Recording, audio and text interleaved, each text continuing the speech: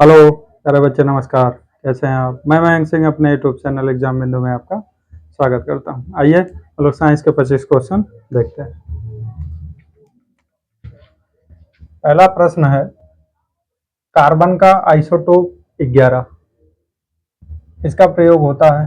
तो इसका प्रयोग कहाँ होता है? ब्रेन के स्कैनिंग में। कहाँ होता है?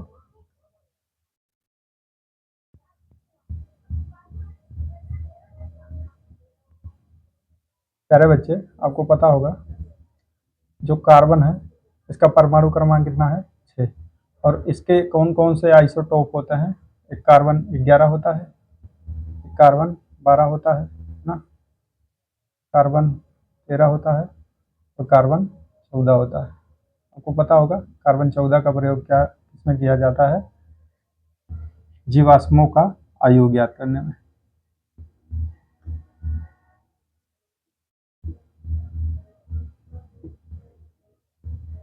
आयु, ठीक है। और यूरेनियम 235 इसका प्रयोग होता है पृथ्वी की आयु ज्ञात करने में, पृथ्वी और पुराने चट्टान,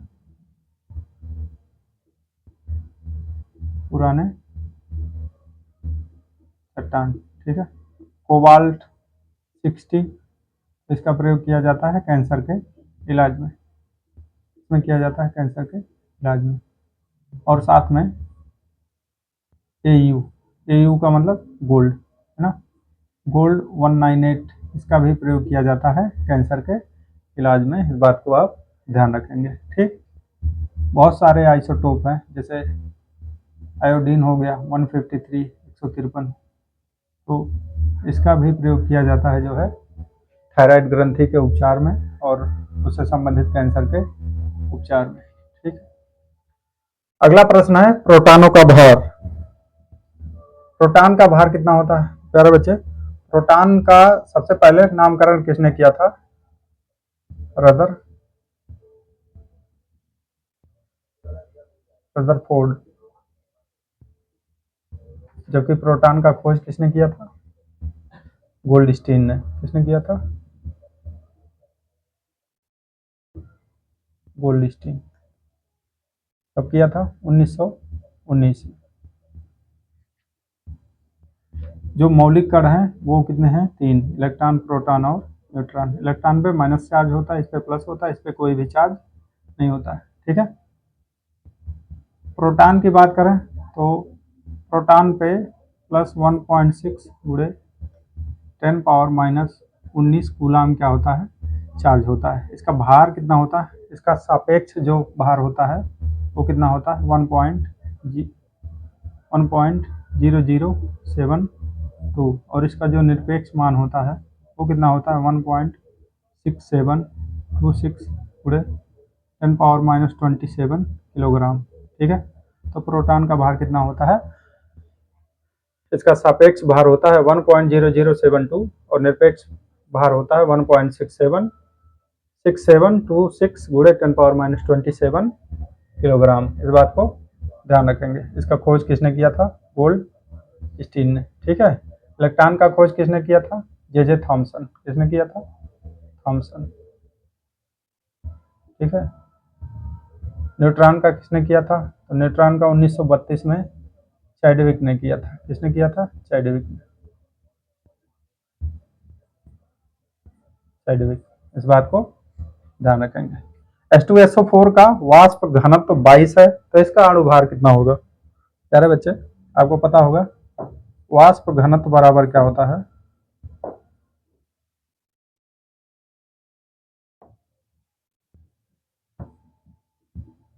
2 गुणे अणुभार,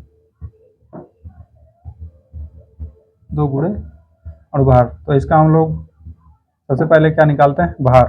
तो हाइड्रोजन, हाइड्रोजन के 2 अणु है ना, 2 गुणे 1। आपको पता है यहाँ पे सल्फर है, तो सल्फर का कितना होता है? 16 दूनी 32। कितना होता है? 32।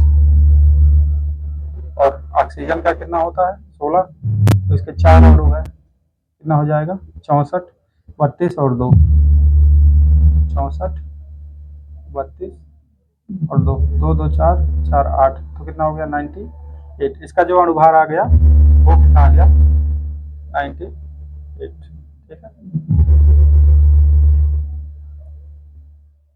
तो इसका यहाँ से जो है लोग अणुभार निकाल ले लेंगे। अणुभार बराबर क्या हो जाएगा 98/2, कितना आ जाएगा 49। ठीक है, इस बात को ध्यान रखेंगे। करार लोहे में जंग लगने से इसके भार में क्या परिवर्तन होता है? प्यारे बच्चे, लोहे में जंग लगना ये एक केमिकल प्रोसेस है, रासायनिक प्रक्रिया। कैसी प्रक्रिया है? रासायनिक। ठीक है, और जब लोहे में जंग लगता है तो लोहे का भार क्या हो जाता है? बढ़ जाता है। क्या होता है? बढ़ जाता है। क्यों बढ़ जाता है? आपको पता होगा, जो लोहा है इसमें क्या आ जाता है? नमी, और साथ में क्या? ऑक्सीजन। ठीक है, नमी ऑक्सीजन जुड़ने के कारण इसमें क्या होता है? जंग लग जाता है। ठीक है, और इसका भार क्या हो जाएगा? जिसमें ऑक्सीजन और जल जुड़ेगा उसका भार बढ़ ही जाएगा। ठीक है, और इसमें जंग लगता है आयरन ऑक्साइड के कारण, Fe2O3। ठीक है, CH2O। इस बात को ध्यान रखेंगे। कह रहा है बेंजीन में पाई तथा सिग्मा बंधों की संख्या कितनी है? सिग्मा तथा पाई बंध, प्यारे बच्चे आपको पता होगा, एक बेंजीन है ना, यहाँ पे डबल बॉन्ड है, यहाँ पे क्या है? सिंगल बॉन्ड है, यहाँ पे सिंगल है, यहाँ पे डबल बॉन्ड। आपको पता होगा जहाँ जहाँ सिंगल बॉन्ड कार्बन कार्बन के बीच में होता है वहाँ पे क्या होता है? सिग्मा बंध। और जहाँ कार्बन कार्बन के बीच में डबल बंड होता है वहाँ पे एक सिग्मा एक पाई, एक सिग्मा एक पाई। और जहाँ कार्बन कार्बन के बीच में ट्रिपल बॉन्ड होता है वहाँ पे एक सिग्मा और क्या होते हैं? 2 पाई। इस बात को ध्यान रखेंगे। तो बेंजीन में सबको पता है, यहाँ हाइड्रोजन होगा, यहाँ हाइड्रोजन होगा, यहाँ हाइड्रोजन होगा। हर कार्बन से क्या लगा होगा? हाइड्रोजन। आपको पता है कार्बन कितने मैक्सिमम बॉन्ड बना सकता है? 4। ठीक है, तो इसके 4 बंध बने हुए हैं। यहाँ पे एक सिग्मा, एक सिग्मा, यहाँ पे, यहाँ पे, यहाँ पे और यहाँ पे। ठीक है, बाकी जहाँ पे सिंगल सिंगल बॉन्ड दिख रहा है वहाँ पर भी क्या होगा? सिग्मा होगा। वहाँ पर भी क्या होगा? वहाँ पर भी सिग्मा होगा। ठीक, और जहाँ डबल बॉन्ड है वहाँ पे एक सिग्मा एक पाई, एक सिग्मा एक पाई, एक सिग्मा एक पाई। तो इस प्रकार से आप कैलकुलेट किए होंगे प्यारे बच्चे। सिग्मा बंधों की संख्या आया होगा 13 और पाई बॉन्ड की संख्या आ रही होगी 3। ठीक है, सबसे हल्की धातु, प्यारे बच्चे आपको पता होगा सबसे हल्की धातु जो है वो है लिथियम। क्या है? लिथियम। सबसे भारी धातु कौन सी होती है? उस्मियम। कौन सी धातु होती है?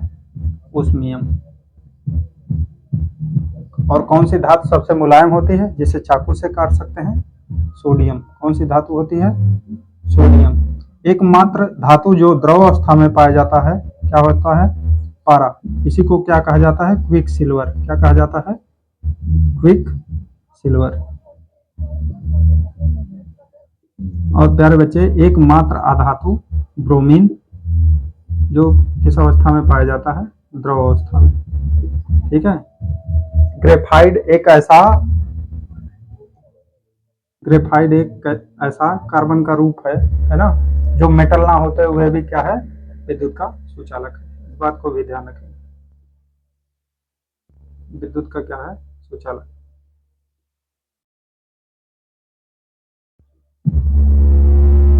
विद्युत का सुचालक।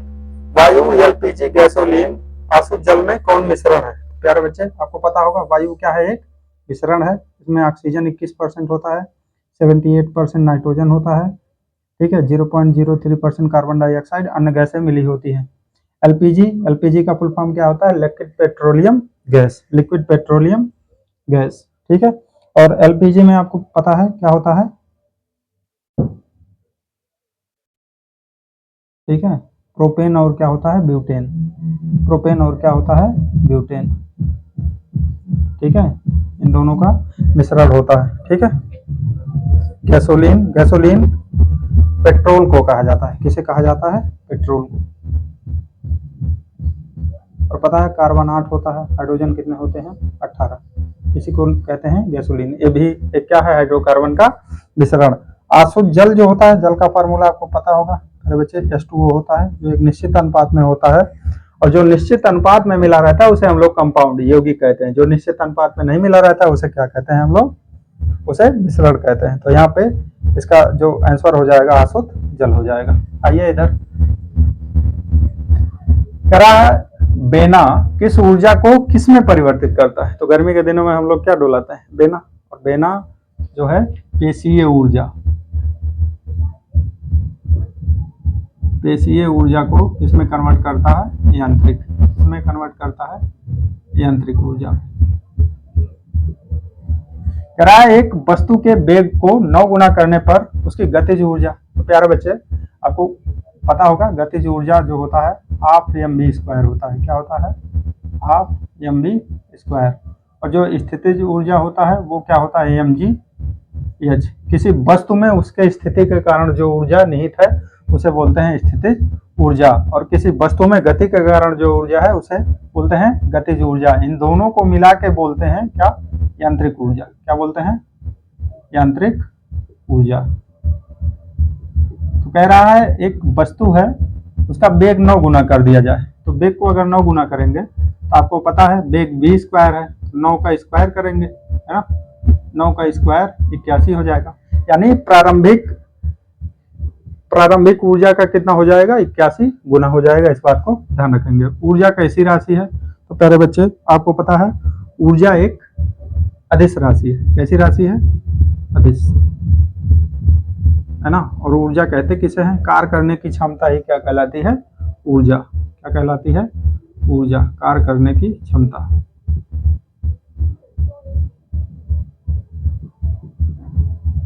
कार्य करने की क्षमता। ऊर्जा एक अदिश राशि है। ऊर्जा का एसआई मात्रक क्या होता है प्यारे बच्चे, क्या होता है, जूल। और इसका सीजीएस मात्रक क्या होता है, अर्ग होता है। क्या होता है, अर्ग। और 1 जूल बराबर क्या होता है, 1 जूल बराबर 10 के घाते 7 अर्ग। क्या होता है, 10 के घाते 7 अर्ग। तो 1 अर्ग बराबर क्या हो जाता, 1 अर्ग बराबर हो जाएगा, 1 अर्ग बराबर 10 के घाते -7 जूल। क्या हो जाएगा, 10 के घाते -7 जूल। इस बात को ध्यान रखेंगे। ऊर्जा कैसी राशि है, ऊर्जा एक अदिश राशि है। कार्य करने की क्षमता ही क्या कहलाती है, ऊर्जा। ऊर्जा का एसआई मात्रक क्या होता है, जूल। सीजीएस मात्रक क्या होता है, अर्ग। इस बात को ध्यान रखेंगे। जूल अर्ग में संबंध क्या है, 1 जूल बराबर 10 के घाते 7 अर्ग। उत्तोलक किस सिद्धांत पे कार्य करता है, तो प्यारे बच्चे जो लीवर होता है उत्तोलक, ठीक है। उत्तोलक एक साधारण मशीन है, ठीक है, जिसको हम लोग क्या करते हैं, यूज करते हैं। उत्तोलक 3 कैटेगरी होती है ना, प्राथमिक उत्तोलक, द्वितीयक और तृतीयक। तो उत्तोलक में कैंची हो गया, पिलास हो गया, ठीक है, हल हो गया, आदमी का हाथ हो गया, कूली का मशीन हो गया, ये सब क्या होते हैं, उत्तोलक। तो उत्तोलक किस सिद्धांत पे काम करता है, आर्किमिडीज के किस सिद्धांत पे काम करता है,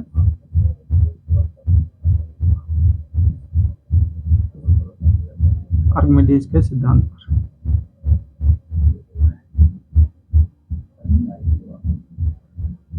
और प्यारे बच्चे आपको पता होगा जो प्राथमिक श्रेणी के उत्तोलक हैं उनका यांत्रिक लाभ या तो 1 से कम होगा, है ना, 1 से कम, या अधिक हो सकता है। क्या हो सकता है, अधिक, या बराबर हो सकता है। जबकि जो द्वितीय श्रेणी के उत्तोलक हैं उनका यांत्रिक लाभ क्या होता है, 1 से सदैव अधिक होता है, 1 से अधिक, 1 से अधिक। और तृतीय श्रेणी के जो उत्तोलक होते हैं उनका यांत्रिक लाभ सदैव क्या होता है, 1 से कम। क्या होता है, 1 से कम, है ना। यांत्रिक लाभ अगर ज्यादा होगा तो प्यारे बच्चे हम जो है कम बल लगा के आसानी से काम कर सकते हैं। और यांत्रिक लाभ ज्यादा करने के लिए जो आयास होता है उस आयास भुजा की लंबाई क्या करना पड़ेगा, वो ज्यादा करना पड़ेगा। इस बात को ध्यान रखेंगे। तो उत्तोलक जो है किस सिद्धांत पे काम करते हैं, आर्किमिडीज के सिद्धांत पे काम करते हैं। उत्तोलक कितने प्रकार के होते हैं, 3 प्रकार के उत्तोलक होते हैं, ठीक है। पहले श्रेणी का जो उत्तोलक होता है उसका यांत्रिक लाभ 1 से कम, 1 से अधिक या 1 के बराबर हो सकता है। दूसरे श्रेणी का 1 से अधिक होता है और तीसरे का सदैव क्या होता है, 1 से कम होता है। नाभिकीय बल विद्युत, चुंबकीय तथा गुरुत्वीय बल में सबसे प्रबल कौन है, तो प्यारे बच्चे सबसे प्रबल कौन है, नाभिकीय बल। कौन है, नाभिकीय, है ना। इसके बाद क्या है, इसके बाद विद्युत है, क्या है, विद्युत, है ना। इसके बाद क्या है, इसके बाद चुंबकीय है, क्या है, चुंबकीय। और लास्ट में क्या है, लास्ट में है गुरुत्वीय, क्या है, गुरुत्वीय। इस बात को ध्यान रखेंगे। विषाणु का खोल किससे बना होता है, तो प्यारे बच्चे आपको पता होगा जो जीव हैं एक कोशिकीय और बहुकोशिकीय, ठीक है। तो विषाणु एक ऐसा जीव है जो ना तो एक कोशिकीय है और ना ही बहुकोशिकीय है। इसका जो कोशिका होता है वो क्या होता है, पूर्ण विकसित नहीं होता है, अपूर्ण कोशिका होता है ना। और इसे इसीलिए सजीव और निर्जीव के बीच की क्या मानी जाती है, कड़ी, सजीव और निर्जीव के बीच की कड़ी।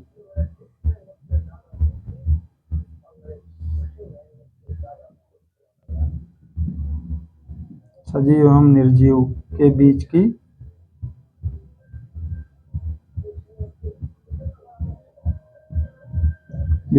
कड़ी, है ना। विषाणु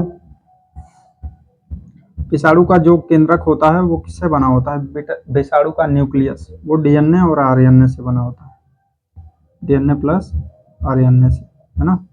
डीएनए आपको पता है डीऑक्सी राइबोज न्यूक्लिक एसिड, और आरएनए का मतलब होता है राइबोज न्यूक्लिक एसिड, ठीक है। साथ में क्या होता है, केंद्रीय कोर होता है, सेंट्रल नोड जिसे बोलते हैं, केंद्रीय कोर, है ना। और इसके बाहर प्रोटीन का आवरण होता है, क्या होता है, प्रोटीन का आवरण, जिसे हम लोग कैप्सिड कहते हैं, क्या कहते हैं, कैप्सिड, है ना। तो विषाणु का खोल किससे बना होता है, प्रोटीन से, जिसे हम लोग क्या कहते हैं, कैप्सिड, क्या कहते हैं, कैप्सिड। अरे बच्चे विषाणु की संरचना है वो बिना हाफ सेल जीवित कोशिका में आए बिना कार्य नहीं कर सकता। जब तक बाहर पड़ा है वो क्या है, वो एक हिसाब से निर्जीव है ना। जब एक जीवित कोशिका के अंदर प्रवेश करता है तो उसके एंजाइम तंत्र के सहायता से क्या करता है, अपनी संख्या को प्रतिकृत करता है, बढ़ाता है, और जो है एक नए विषाणु का क्या होता है, जन्म होता है। तो एक हिसाब से क्या है, एक परजीवी है, ठीक है। इस बात को भी आप ध्यान में रखेंगे। तो इसका खोल किससे बना होता है, कैप्सिड से, किससे बना होता है, कैप्सिड से, जो किससे बना होता है, प्रोटीन से। आप बताएंगे जीवाणु, तो जीवाणु का किससे बना होता है ना। कवक का किससे बना होता है, कवक का। पौधों का किससे बना होता है, पौधों की भित्ति, बोलेंगे प्यारे बच्चे। जीवाणु का किससे बना होता है, पेप्टिडोग्लाइकोन,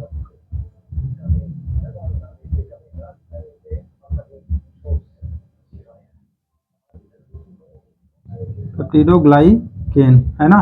कवक का किससे बना होता है, काइटिन से, किससे बना होता है, काइटिन से। और पौधों का किससे बना होता है, सेलुलोज, किससे बना होता है, सेलुलोज, है ना, जो पौधों को क्या करता है, मजबूती प्रदान करता है, ठीक है। इस बात को ध्यान रखेंगे।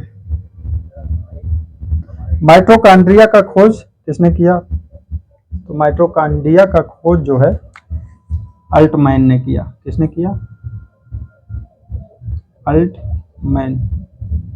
वैसे प्यारे बच्चे विषाणु का खोज किसने किया था, आपको पता होगा, इवानोवास्की, इवानोवास्की, ठीक है। इस बात को ध्यान रखेंगे। माइटोकॉन्ड्रिया का खोज किसने किया था, अल्टमैन ने। और माइटोकॉन्ड्रिया को ही सूत्र कणिका के नाम से जाना जाता है, सूत्र कणिका, है ना। इस बात को ध्यान रखेंगे। इसकी जो आंतरिक दीवार होती है उसे क्या कहा जाता है, क्रिस्टी, क्या कहा जाता है, क्रिस्टी। और माइटोकॉन्ड्रिया को कोशिका का विद्युत गृह कहा जाता है, क्या कहा जाता है, कोशिका का विद्युत गृह,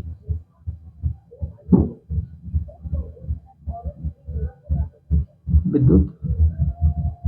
इस बात को भी ध्यान रखेंगे, ठीक है। आपको पता है इसमें ऑक्सीशोषण होता है, इसके फलस्वरूप क्रेब चक्र चलता है और उसमें क्या बनता है, ग्लूकोज और एटीपी के अणु बनते हैं, जिससे ऊर्जा मिलता है। इसीलिए हम लोग इसे क्या कहते हैं, इसे कोशिका का पावर हाउस कहते हैं, ठीक है।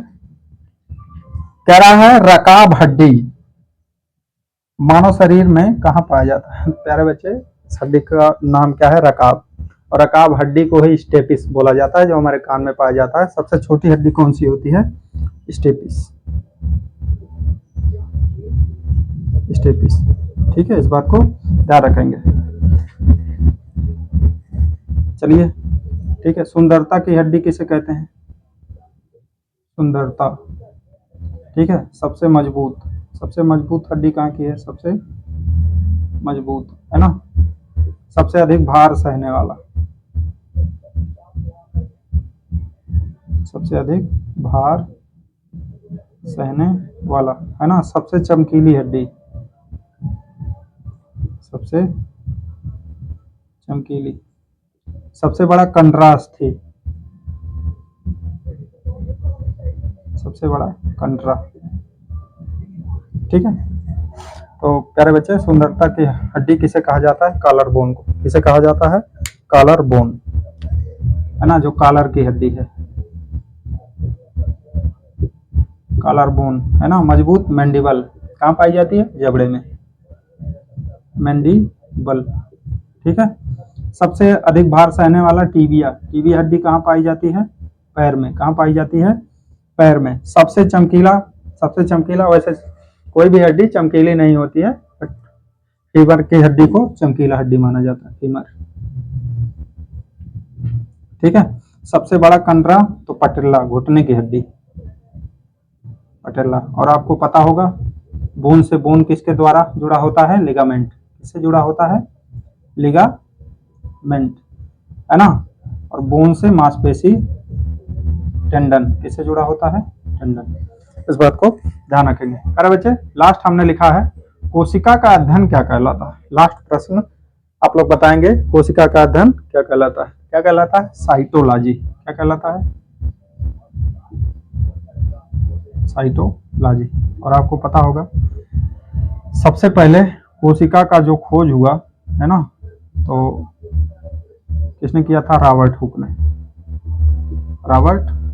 ने, है ना।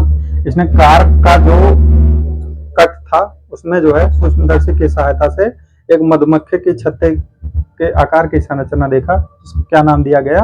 कोशिका। और आपको पता होगा, कोशिका शब्द जो है, ठीक है, जो सेल, है ना, वो लैटिन भाषा का शब्द है, जो सेलुला से आया है। किसे आया है? सेलुला से, ठीक है। तो रॉबर्ट हुक ने कब किया था? 1665 में। और ये कोशिका जो थी, कैसी थी? मृत कोशिका। तो सबसे पहले मृत कोशिका का खोज किसने किया था? रॉबर्ट हुक ने। बाद में जीवित कोशिका का खोज लीवेनहॉक ने किया। किसने किया? लीवेनहॉक। पूरा नाम क्या है इनका? एंटोनी वान लीवेनहॉक। कब किया था? 1674 में। कब किया था? 1674 में, ठीक है। और आपको पता होगा मेरे बच्चे, 1838 और 1839 के करीब में दो वैज्ञानिक, एक स्लाइडन और एक वैज्ञानिक का नाम है स्वान, है ना। ये जंतु वैज्ञानिक हैं, स्लाइडन, और स्वान क्या है? वनस्पति वैज्ञानिक, ठीक है। इन दोनों ने मिलकर क्या दिया था? कोशिका सिद्धांत। क्या दिया था? कोशिका सिद्धांत, है ना। कब दिया था? 1838 या 39 के करीब में। और इस सिद्धांत में थोड़ी बहुत कमी रह गई, जिस बात को बिरचाओ ने कब दिया? 1855 में। 1855 में कोशिका सिद्धांत को स्पष्ट किया कि कोशिका सिद्धांत है क्या, ठीक है। इस बात को भी ध्यान रखेंगे। आपको पता होगा, जो भी जीव हैं, या तो एक कोशिकीय हैं, एक कोशिकीय, या क्या है? बहु कोशिकीय, ठीक है। और इन सबका जो अपवाद है, नील, हरित, शैवाल, जीवाणु और विषाणु, इसके अंतर्गत नहीं आते हैं। आपको पता है। वीडियो कैसा लगा कमेंट सेक्शन में बताएं, है ना। चैनल से अपने तैयारी के लिए जुड़े रहें, खुश रहें, मस्त रहें, और अपने तैयारी को अच्छा बनाए रखें। चैनल को जरूर सब्सक्राइब कर लें।